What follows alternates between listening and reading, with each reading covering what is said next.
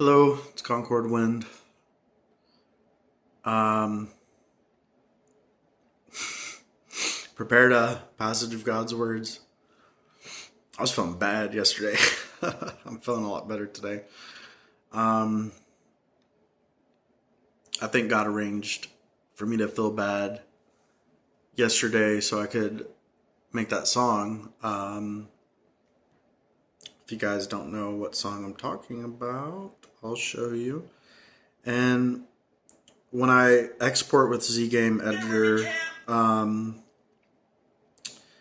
the audio is more quiet than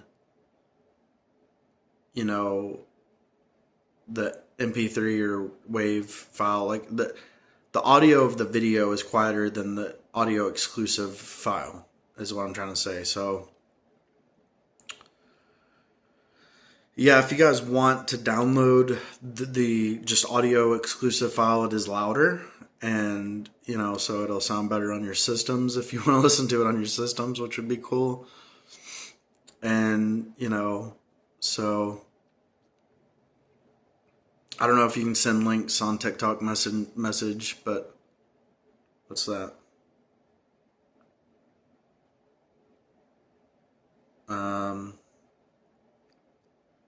Anyways, the song, if you go to my channel, it's right there. I guess this is called a channel.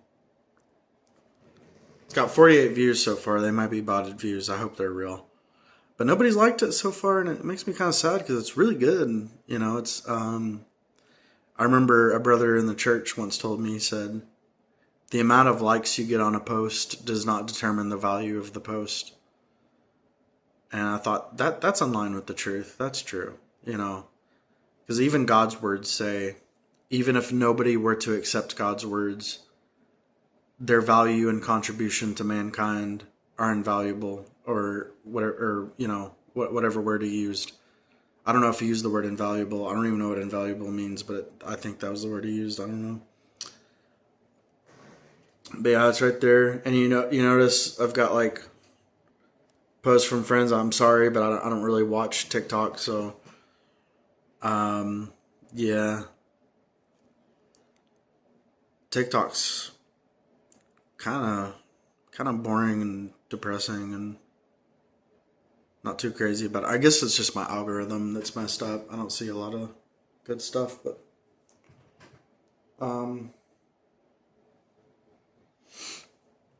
anyways, God says, now we'll fellowship on the second aspect of dispositional change, outlook on life. What is yours? What are the principles by which you live? Do you have any understanding? Are there even any principles? Do you have any idea? That is, what sort of person do you want to be? What is your outlook on life, your life's direction? The brothers and sisters answered God. One said to be someone God likes. Another said to follow God to the end for the rest of my life. Another one said to know God. Another one said to cast off my corrupt disposition and be saved by God. Then God said, everything you've said is excellent and proves that all your hearts are hard at work in the pursuit of the truth, and you are determined to follow God to gain the truth, and that you have a correct goal and direction for your self-conduct, which shows that in your belief in God, your heart is not empty and you're not just wasting time. You've made some progress during this time, and this is change. At the very least, you won't say, like the non-believers, life is all about eating well and dressing nice. If you hear someone saying such things, you'll dislike them and spurn them. No matter how far you've entered the truth, you should have resolve and follow God well. You should know in your hearts, since God has revealed to us the goals and mysteries of his management plan and his intention to save mankind, and since we've seen his promises and blessings, then even if we remain passive and inconsiderate of God's intentions, we would really be letting him down, and we would be so indebted to him. Having this kind of heart proves that your spirits have already awakened and have begun to change. In any case, judging by your efforts to do your duty, you're all striving toward the direction and goals required by God, and this is correct. No matter what differences there are in the perspectives behind your pursuits, they are all quite practical and not imaginary or empty. Do you think that we should have the view of seeking to be someone who truly submits to and worships God? Should we not have an outlook on life where we no longer resist God, no longer make him loathe or be angry at us, constantly furious, but where God's heart is comforted and we are like Abraham, true worshipers? This is the outlook on life that people should have. When this sort of outlook on life and these kinds of thoughts have taken root in your heart and you pursue in this direction, then will not the temptation and seduction of worldly riches, status, fame, and gain be lessened? When you work hard, practice, and experience in this direction without even realizing it, God's words will become your motto for life in your heart and the foundation of your existence. Before you know it, God's words will become your life path within you. At that time, won't everything in the world just be unimportant to you? Therefore, it is also important what your outlook on life is. In what direction are you pursuing in your belief in God? Is it the right direction? Is it the right path? How far are you from God's requirements? If you pursue on the basis of God's requirements, then you're going in the right direction. It doesn't even matter if you go a little astray or are a little weak or have some failures. God won't remember and will always support you until your life grows. Consider this. What kind of people does God like? God likes those who pursue the truth, have resolve, and are honest. He does not fear that you're ignorant, weak, or lacking in wisdom. However, he loathes it when you do not pursue the truth, or when you understand the truth but do not put it into practice, or when you live without reading his words, like soulless beasts with no goal or direction for your life. God loathes it when you have this attitude of believing in him. To achieve dispositional change through belief in God, therefore, what kind of outlook on life you have is very important. Some people say, my goal in life is to be someone of great use to God, someone who can serve him. Is this a good pursuit? It may be good, but human stature is limited and people's calibers and conditions are different. So your pursuit of this goal is right, but it might not be suitable for you. People's outlook on life should be to become someone with truth, humanity, conscience, and reason who worships God. That is, a real person. This is the most proper pursuit. Someone might say, are we not now real people? Outwardly you are, as you have noses and eyes and a human form, but based on your essence, you have still not become a real person. You still lack too much and understand too few truths. To be a real person, someone who possesses the truth and has humanity, someone who fears God and shuns evil, who follows his will and worships him, you must pursue and obtain the truth. This is a matter of personal practice. Amen.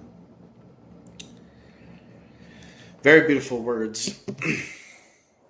When I think about God's questions, what kind of person do you want to be? I mean, that is a very important question that you have to ask yourself. Because if your answer is, I want to be a famous and wealthy person, then your pursuit is not right. The path you walk is not correct, and you will not gain salvation. So it's very important that you have the right outlook on life. You know, you should want to be a person who comforts God's heart.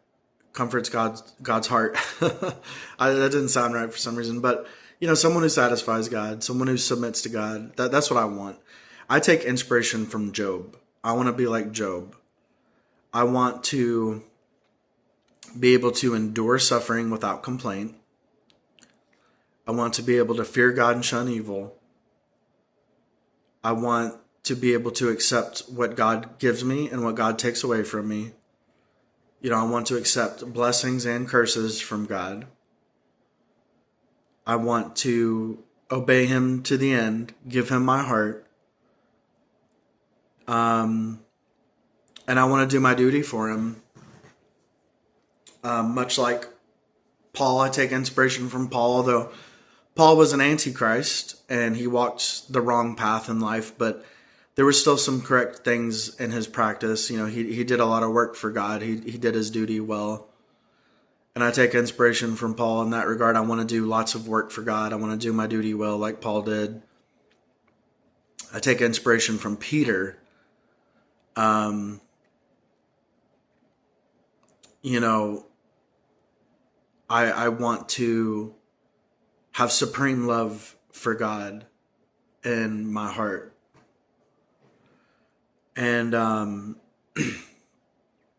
so even if that means I have to be crucified upside down at the end of my life like Peter was, you know, I mean, I'll sacrifice my life for God, and I'll offer up my love, and I'll sacrifice my life, and let that be the testimony of my love for God I give him my life. I give him my heart, like Peter, And like Peter, I don't pursue a crown. That's where I learned from the failure of Paul, because Paul sought a crown and Peter sought to love God. So I reject the failure of Paul. I do not seek a crown, and I accept the pursuit of Peter to love God. And that's what I want.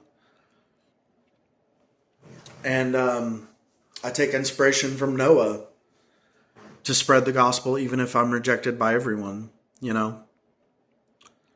I take inspiration from Abraham to offer up anything for God that he asks me to offer up to him. To have that level of faith. And I take inspiration from David, to abide by my conscience and sincerely repent of my wrongdoings. I take inspiration from, let's see, who else do I take inspiration from? Mainly Job, really, which I already talked about that, but Job is like the main, like biblical figure that I take inspiration from. And,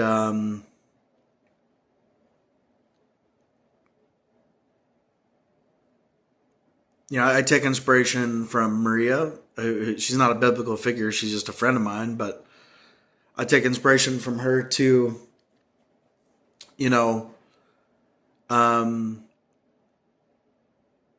like practice the truth, practice what you understand of the truth, even if, your illness is getting in the way of your reading of God's words. If my illness is ever accentuated to the point that I'm unable to read God's words, I will continue to do my best to practice what I understand of the truth, And that's inspiration I take from Maria, because she's unable to read God's words, but she still does her best to practice the truth. And that's inspiring. I take inspiration from my mom, who suffers great torment, but does not say a word of complaint against God, and continues to believe in God and continues to love God from the bottom of her heart.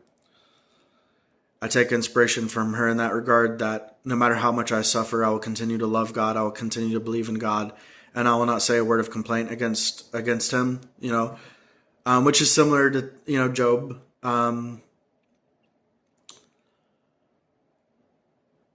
I take inspiration from the brothers and the sisters in the church to spread the gospel far and wide, much like Paul. And,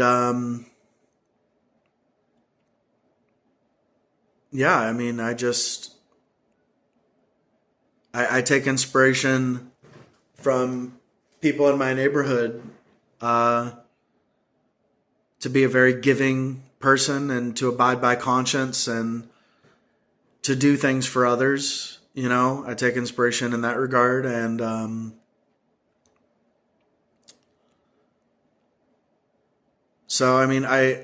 I take inspiration from all of God's arrangements, everyone around me, people of the past, and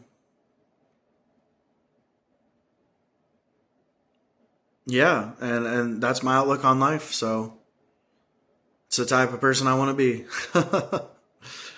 And I just want God's will to be done in my life and the lives of others. So thank you so much for watching. That's the end of this video. May God's will be done in your life, and goodbye.